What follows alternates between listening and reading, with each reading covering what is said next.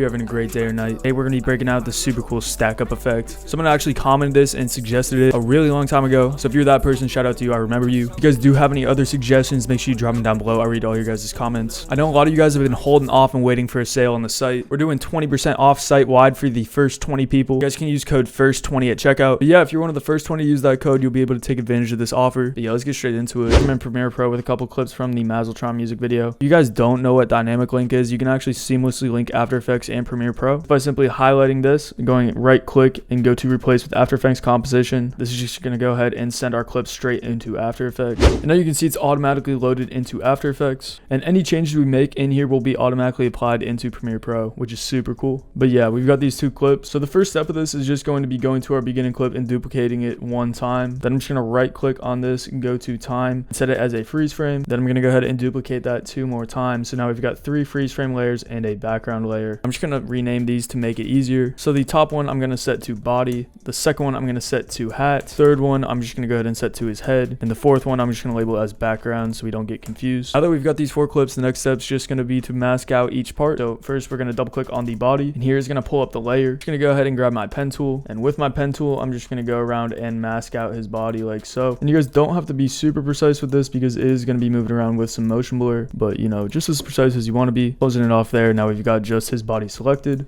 We can close out of this layer. Now we're just going to go ahead and do the same thing for the hat. So double click right here, go zoom in a little bit. I'm just going to get the pen tool, go ahead and select his hat. Closing that off, we've got just his hat selected. And as you guys can probably assume, we're just going to go ahead and do the exact same thing with his head. Now if you guys want to make it a little bit nicer, we could go into the mask and the mask feather and just increase it to like 5 pixels on all of them. That's just going to blend everything around the edges. So now we've got it feathered out. The next part of this is going to be animating each of the parts. We'll just go ahead and start with the body. We're going to go ahead and stretch this out 14 frames. I'm actually going to kind of delete it where it goes back in. I'm going to stretch these out a little bit as well and delete the ends. So now you can see his body just kind of comes in and then plays out into the next clip right here. First thing we want to do here is actually go to our effects and presets and grab a transform. We're just going to drag this onto our body. I'm going to rename this transform as rotation. What you guys want to go ahead and do is select the anchor point like so, and we just want to click it in the direct center of his body. And now you can see by doing that, it's going to move his body around. So I'm just going to go ahead and position his body back inside of the mask. And the reason we did that is so that the rotation is centered around the middle of his body. So now messing around with the rotation, you can see that it spins directly around that anchor point. We want to go ahead to the last frame and just keyframe the rotation at 0. Then going all the way to the beginning, I'm going to go ahead and set it to 180 like that. Pulling that back, the body just kind of does a rotation and goes in. I'm going to go down into the effects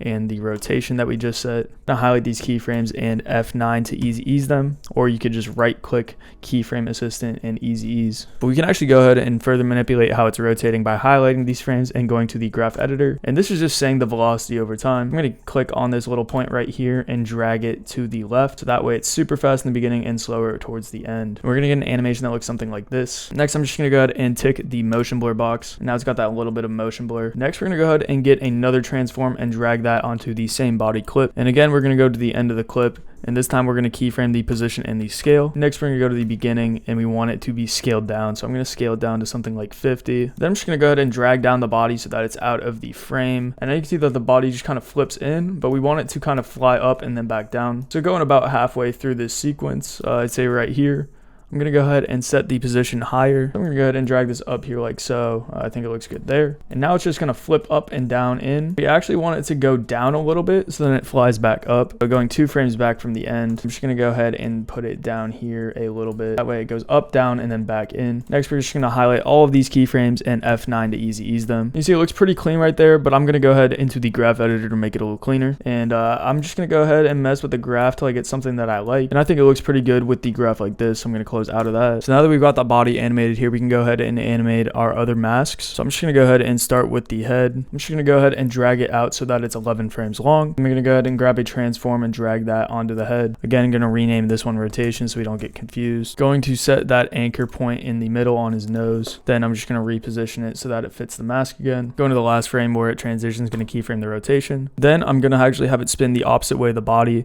and I'm gonna set this to something like negative 325. Then going down into the effects and that rotation, gonna F9 to easy ease these to the graph editor, and I'm just gonna go ahead and set it so that it's fast in the beginning and slow at the end. I'm gonna go ahead and toggle the motion blur. Playing that back, you can see we have that nice little spin animation like so. Next, we're gonna grab another transform and drag that onto our head layer. Going to keyframe the scale in the position at that last frame, then going back to the beginning. Just gonna go ahead and decrease the scale, and I'm just gonna go ahead and drag his head all the way down out of the screen. We're gonna go 1, 2, 3, 4, 5 frames through, which is about halfway through the clip. And I'm just going to go ahead and move them up like so. Going to go down to the transform, highlight all of these keyframes and F9 to easy ease. Then going into the graph editor again on the position and just adjusting these till I get something that I like. And now if I go ahead and play that back with the body, you can see we've almost got the finished animation. We just need to do the hat. So for the hat, I'm going to make it 2 frames less than the head. So just going to drag it out 9 frames like so. Then going to drag a transform onto the hat. Rename this one rotation so we don't get confused. Going to go ahead and do the anchor point in the middle of our hat,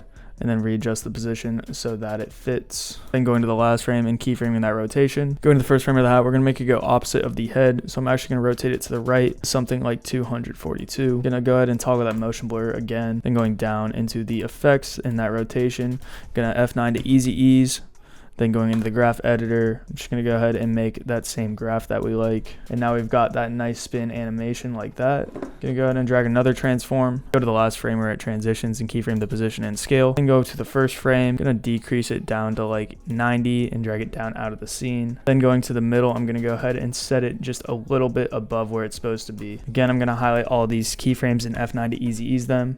Then just go into the graph editor on the position and adjust it to something that I like a little bit better. And I think it's looking pretty clean right here, so we can go ahead and close out of that. Go ahead and play that back, and you can see we've got a super cool stack up transition. I'm gonna go ahead and file save this. I'm gonna hop straight back into Premiere. All right, so we're back in Premiere Pro, and as you can see, we've now got this pink clip, which is our After Effects composition. We play that back, it's automatically transferred that whole animation into Premiere Pro, which is super useful. I just wanna go ahead and add like a shake here to really emphasize that stack up effect. What we're gonna do first is just drag an adjustment layer on. Gonna set this adjustment layer to like 2 frames back, and then like 4 frames forward, so 6 frames total. Next, I'm gonna go ahead and grab a shake from the Music Videos Essentials pack. I'll have a link to it in the description below if you guys want to download that. I've got fast motion, flashes, and shakes. I think I'm gonna use a subtle shake for this, so let's try the diagonal subtle. Playing that back, you can see that that shake really just ties the entire effect together, and I think that shake just really sells this effect, makes it look way better. I actually might want a flash in there, so I'm gonna go ahead and undo this. Go to the shake flashes, and I'm gonna go ahead and try this vertical shake flash. This is my go-to, and yeah, just like that, we've got a completely different look with that transition. Looks super cool. But yeah, let me know if you guys end up using this stack up effect, and we're doing 20% off for the first 20 people to use the code. The code is first20. Use it site-wide, a link in description. Other than that, join the Discord, follow me on Instagram. See you guys in the next one. Later.